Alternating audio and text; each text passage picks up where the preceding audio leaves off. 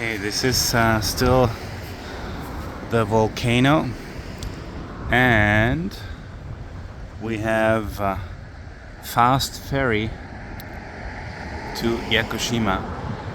Yakushima is a UNESCO World Heritage Site, which has splendid hiking and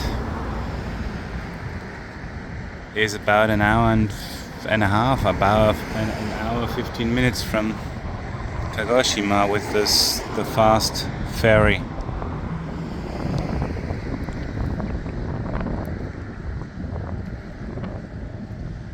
It's a small one.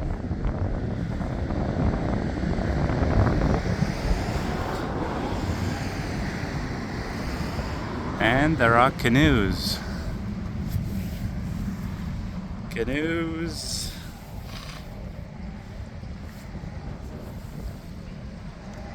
And the sun. And fishing boats.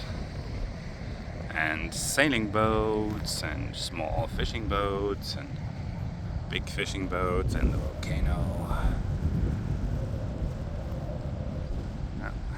Very nice. Very, very pleasant. Temperatures are picking up. Probably about 16, 17 now.